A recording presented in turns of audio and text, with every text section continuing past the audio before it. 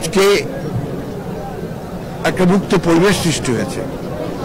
সেই মুক্ত পরিবেশে আমরা দায়িত্বশীলতার সঙ্গে আমাদের ট্রানজিশনাল পিরিয়ডটাকে আমরা অতিক্রম করব। আমরা একটি সকলের কাছে গ্রহণযোগ্য নির্বাচনের মধ্য দিয়ে আমরা একটি গণতান্ত্রিক রাষ্ট্র নির্মাণ করব, ব্যবস্থা নির্মাণ করব, সমাজ নির্মাণ করব।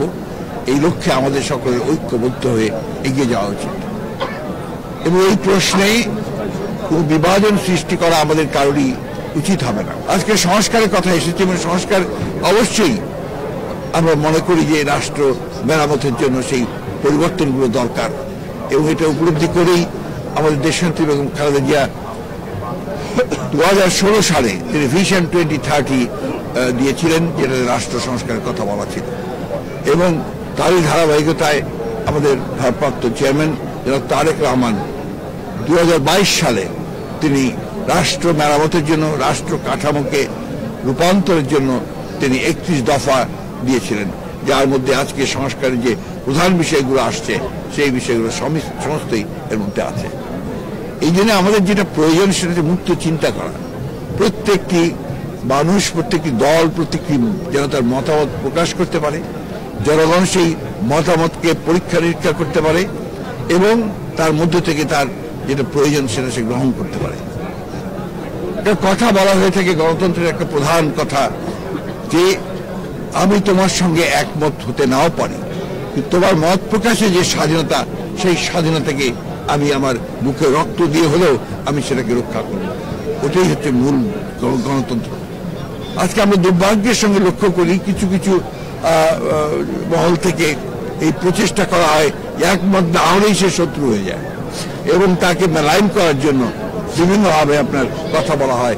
বিশেষ করে সোশ্যাল মিডিয়াতে একটা ভয়ঙ্কর রকমের একটা প্রবণতা দেখা যায় যে মত প্রকাশের স্বাধীনতাকে আক্রমণ করা হয়। আমি মনে করি মুক্ত চিন্তার বিকাশের জন্য এটা অত্যন্ত অন্তরায়।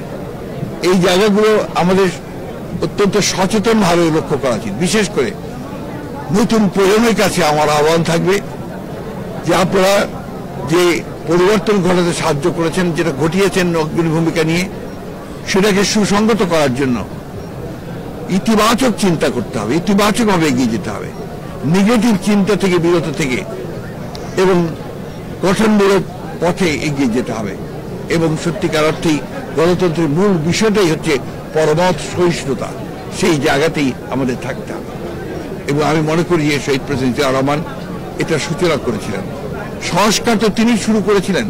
একটা বদ্ধ একটা রাজনৈতিক ব্যবস্থা ছিল, একদলীয় শাসন ব্যবস্থা, বাকশাল, সেখান থেকে তিনি নিয়ে এসেছিলেন বহুদলীয় গণতন্ত্র, মুক্ত সংবাদপত্র। এটা অনেকেই ভুলে গেছে, আজকে অনেকেই জানেন না হয়তো ইয়াং জেনারেশন, যে সেই বাকশালের মধ্য দিয়ে সমস্ত সংবাদপত্রকে নিষিদ্ধ করা হয়েছিল। শহীদ প্রেসিডেন্ট জিয়া রহমান সেটাকে মুক্ত করে দিয়েছিলেন, মৌলিক অধিকারগুলো ফিরিয়ে দিয়েছিলেন।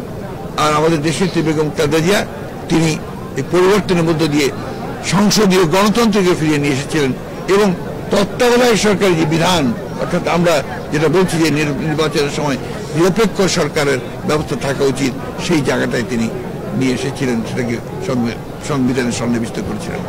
আজকে আবার সেই প্রশ্ন এসেছে এবং আজকে সবাই প্রায় একমত হচ্ছে যে বাংলাদেশে যে রাজনৈতিক সংস্কৃতি, সেই সংস্কৃতির প্রেক্ষিতে আমাদের এমন একটা ব্যবস্থা থাকা উচিত যাতে করে ওই নির্বাচনকালীন সময়ে আপনার একটা নিরপেক্ষ সরকার থাকে।